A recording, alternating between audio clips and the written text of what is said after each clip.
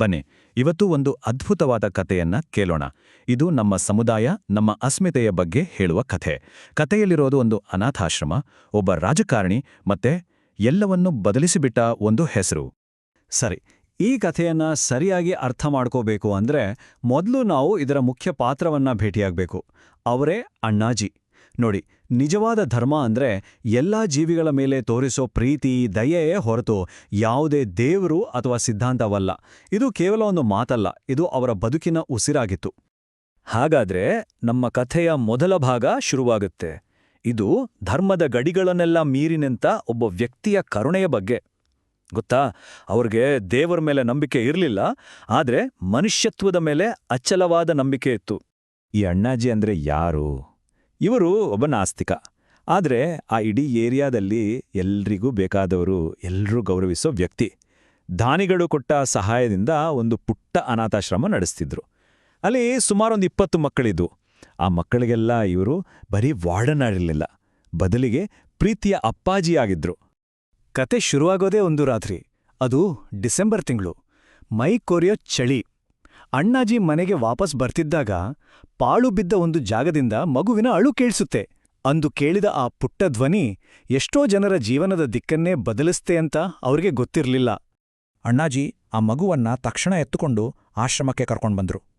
1 ವರ್ಷ, 2 ವರ್ಷ, ಹೀಗೆ ಬರೀ 18 ವರ್ಷಗಳು ಕಳೆದು ಹೋಗುತ್ತೆ.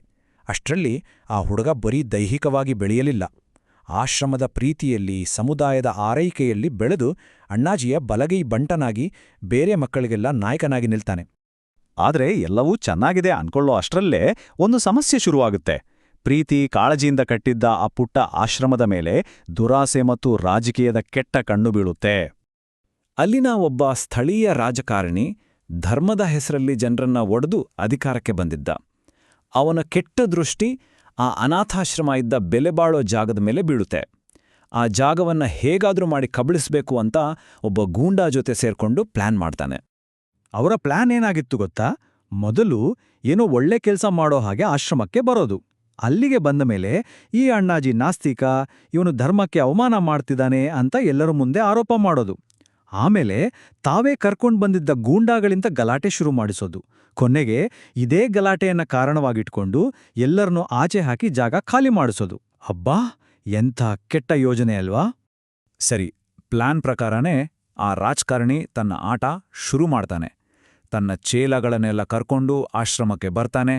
ಅವನು ಬರೋ ರೀತಿಯಲ್ಲೇ ಗೊತ್ತಾಗ್ತಿತ್ತು ಏನೋ ದೊಡ್ಡ ಗಲಾಟೆ ಮಾಡಕ್ ಬಂದಿದ್ದಾನೆ ಅಂತ. ಅವನು ಬಂದಿದ್ದೇನು ಸುಮ್ಮನೆ ಅಲ್ಲ, ಸಿಹಿ ಹಂಚೋ ನಾಟಕ ಮಾಡಿ ಆ ಏರಿಯಾದ ಜನಗಳನ್ನೆಲ್ಲ ಅಲ್ಲಿ ಸೇರಿಸಿದ್ದ. ಆಶ್ರಮದ ಅಂಗಣದಲ್ಲಿ ಜನ ಸೇರಿದ್ರು. ರಾಜಕಾರಣಿಯ ಮುಖದಲ್ಲಿ ಕುತಂತ್ರದ ನಗೆಯಿತ್ತು. ಅವನ ದುರುದ್ದೇಶ ಏನು ಅಂತ ಅಣ್ಣಾಜಿಗೂ ಆ ಹುಡುಗನಿಗೂ ಸ್ಪಷ್ಟವಾಗಿ ಅರ್ಥ ಆಗಿತ್ತು. ಆ ರಾಜಕಾರಣಿ ನೇರವಾಗಿ ಟಾರ್ಗೆಟ್ ಮಾಡಿದ್ದು ಯಾರನ್ನ ಗೊತ್ತಾ? ಅಣ್ಣಾಜಿಯ ಆಪ್ತನಾಗಿದ್ದ ಆ 18 ವರ್ಷದ ಹುಡುಗನನ್ನ. ಎಲ್ಲರ ಮುಂದೆ ಅವನನ್ನ ನಿಲ್ಲಿಸಿ ಒಂದೇ ಒಂದು ಪ್ರಶ್ನೆ ಕೇಳ್ತಾನೆ. ಏನಪ್ಪಾ ನಿನ್ ಹೆಸರು? ನೋಡಕ್ಕೆ ಇದೊಂದು ಸಣ್ಣ ಪ್ರಶ್ನೆ ಅನ್ಸ್ಬೋದು, ಆದರೆ ಆ ಪ್ರಶ್ನೆಯ ಉತ್ತರದಲ್ಲಿ ಇಡೀ ಆಶ್ರಮದ ಭವಿಷ್ಯ ನಿಂತಿತ್ತು. ಒಂದು ಕ್ಷಣ ಎಲ್ಲವೂ ನಿಶ್ಶಬ್ದ. ಆ ಹುಡುಗ ಏನ್ ಹೇಳ್ತಾನೋ ಅಂತ ಎಲ್ರೂ ಕಾಯ್ತಿದ್ದಾರೆ. ಅವನ ಒಂದು ಉತ್ತರ ತನ್ನ ಮನೆಯಂತಿದ್ದ ಆಶ್ರಮವನ್ನ ಉಳಿಸಬಹುದಿತ್ತು, ಇಲ್ಲ ಧರ್ಮದ ವಿಷಬೀಜ ಬಿತ್ತೋಕೆ ಬಂದಿದ್ದ ರಾಜಕಾರಣಿಗೆ ಅವನಿಗೆ ಬೇಕಾಗಿದ್ದ ಅಸ್ತ್ರವನ್ನ ಕೊಟ್ಟಾಗೆ ಆಗ್ಬಿಡುತ್ತು. ಆದ್ರೆ ಆ ಹುಡುಗ ಆ ಕ್ಲಿಷ್ಟಕರವಾದ ಸಮಯದಲ್ಲಿ ರಾಜಕಾರಣಿಯ ಮುಖ ನೋಡ್ಲಿಲ್ಲ. ಅವನ ಕಣ್ಣುಗಳು ಹುಡುಕಿದ್ದು ತನ್ನನ್ನ ಪ್ರೀತಿಯಿಂದ ಬೆಳೆಸಿದ ಆ ಜನಗಳನ್ನ, ಆ ಸಮುದಾಯವನ್ನ. ಅವನ ಕಣ್ಣುಗಳು ಸುತ್ತ ನೋಡಿದಾಗ 3 ಮುಖ್ಯವಾದ ಮುಖಗಳು ಕಾಣಿಸಿದವು. ಮೊದಲನೆಯವರು ಮಸೀದಿ ಹತ್ರ ಸಮೋಸ ಮಾರೋ ಫಯಾಸ್ ಚಾಚಾ, ಎರಡನೆಯವರು ಸರ್ಕಾರಿ ಆಸ್ಪತ್ರೆಯ ನರ್ಸ್ ಸ್ಟೆಲ್ಲಾ ಸಿಸ್ಟರ್, ಮತ್ತು ಮೂರನೆಯವರು ಪಕ್ಕದ ಗಣೇಶ ದೇವಸ್ಥಾನದ ಪೂಜಾರಿ ಪರಮೇಶ್ ಶಾಸ್ತ್ರಿಗಳು. ನೋಡಿ, ಧರ್ಮ ಬೇರೆ ಬೇರೆ, ಆದ್ರೆ ಪ್ರೀತಿ ಮಾತ್ರ ಒಂದೇ. ಅವನಿಗೆ ನೆನ್ಪಾಯ್ತು, ಫಯಾಜ್ ಚಾಚಾ ತಾನು ಬಡವನಾದ್ರೂ ಆಶ್ರಮದ ಮಕ್ಕಳಿಗೆ ಯಾವಾಗ್ಲೂ ಏನಾದ್ರೂ ತಂದುಕೊಡ್ತಿದ್ರು. ಅಲ್ಲ ನಿನಗೆ ಒಳ್ಳೇದ್ ಮಾಡ್ಲಿ ಮಗನೇ ಅಂತ ಹರ್ಸುತ್ತಿದ್ರು. ಹಾಗೇ ಸ್ಟೆಲ್ಲಾ ಸಿಸ್ಟರ್ ಕೂಡ ನೆನ್ಪಾದ್ರು. ಮಕ್ಕಳಿಗೆ ಹುಷಾರಿಲ್ಲ ಅಂದ್ರೆ ರಾತ್ರಿ ಹಗಲು ನೋಡ್ದೆ ಓಡಿ ಬಂದು ಸೇವೆ ಮಾಡ್ತಿದ್ರು. ನೀವೆಲ್ಲ ಜೀಸಸ್ ಮಕ್ಕಳು ಅಂತ ಪ್ರೀತಿಯಿಂದ ಹೇಳ್ತಿದ್ರು. ಇನ್ನು ಪರಮೇಶ್ ಶಾಸ್ತ್ರಿಗಳು ದೇವಸ್ಥಾನದ ಪ್ರಸಾದವನ್ನ ತಂದುಕೊಟ್ಟು ಗಣೇಶನ್ ನಿಮ್ ಜೊತೆ ಯಾವಾಗ್ಲೂ ಇರ್ತಾನೆ, ಧೈರ್ಯವಾಗಿರಿ ಅಂತ ಧೈರ್ಯ ತುಂಬ್ತಿದ್ದಿದ್ದು ನೆನಪಾಯಿತು. ಈ 3 ಪ್ರೀತಿಯ ಮುಖಗಳು ನೆನ್ಪಾದ ತಕ್ಷಣ ಆ ಹುಡುಗನಿಗೆ ಎಲ್ಲಿಲ್ಲದ ಶಕ್ತಿ ಬಂತು. ಅವನ ಮುಖದಲ್ಲಿ ಒಂದು ವಿಜಯದ ನಗು ಮೂಡಿತು. ಧೈರ್ಯವಾಗಿ ರಾಜಕಾರಣಿಯ ಕಣ್ಣಲ್ಲಿ ಕಣ್ಣಿಟ್ಟು ತನ್ನ ಹೆಸರನ್ನ ಹೇಳಿದ, ಮೊಹಮ್ಮದ್ ಶಂಕರನಾರಾಯಣ ಫರ್ನಾಂಡಿಸ್. ಅಷ್ಟೇ, ಆ ಒಂದು ಹೆಸರು ಕೇಳಿ ರಾಜಕಾರಣಿಗೆ ಸಿಡಿಲು ಬಡ್ದಾಗಾಯಿತು. ಜನರನ್ನ ಒಡೆಯೋಕೆಂತ ಅವನಾಕಿದ್ದ ಇಡೀ ಪ್ಲಾನ್ ಆ ಒಂದೇ ಹೆಸರಿನ ಮುಂದೆ ಧೂಳಿಪಟವಾಗ್ಹೋಯ್ತು. ಯೋಚನೆ ಮಾಡಿ ನೋಡಿ, 3 ಧರ್ಮಗಳಿಂದ ಬಂದ 3 ಹೆಸರುಗಳು. ಇದರರ್ಥ ಆ ಹುಡುಗ ತಾನು ಯಾವುದೇ ಒಂದು ಧರ್ಮಕ್ಕೆ ಸೇರಿದವನಲ್ಲ, ಬದಲಿಗೆ ತಾನು ಸರ್ವಧರ್ಮ ಸಮಭಾವದ ಪ್ರತೀಕ ಅಂತ ಸಾರಿ ಹೇಳಿದ್ದ. ಇದನ್ನ ಕೇಳಿದ ಜನ ಸುಮ್ನಿರ್ತಾರಾ? ಜೋರಾಗಿ ಚಪ್ಪಾಳೆ ತಟ್ಟಿ ಕೂಗಿ ಸಂಭ್ರಮಿಸಿದ್ರು. ಅಲ್ಲಿ ಪ್ರೀತಿ ಬಿಟ್ಟು ಬೇರೆ ಏನೂ ಇರಲಿಲ್ಲ. ದ್ವೇಷ ಹರಡೋಕೆ ಬಂದವನ ಆಟ ಅಲ್ಲಿಗೆ ಮುಗ್ದೋಗಿತ್ತು. ರಾಜಕಾರಣಿ ಸುಮ್ನಾಗ್ಲಿಲ್ಲ. ಸರಿ, ನಿನ್ನ ಧರ್ಮವಾದ್ರೂ ಯಾವುದೋ ಅಂತ ಮತ್ತೆ ಕೆಣಕಿದ. ಅದಕ್ಕೆ ಆ ಹುಡುಗ ಕೊಟ್ಟ ಉತ್ತರ ಇನ್ನೂ ಅದ್ಭುತವಾಗಿತ್ತು. ನಮ್ಗೆ ಒಂದು ಅಂತ ಧರ್ಮ ಇಲ್ದಿರ್ಬೋದು, ಆದರೆ ನಂಬಿಕೆ ಇದೆ.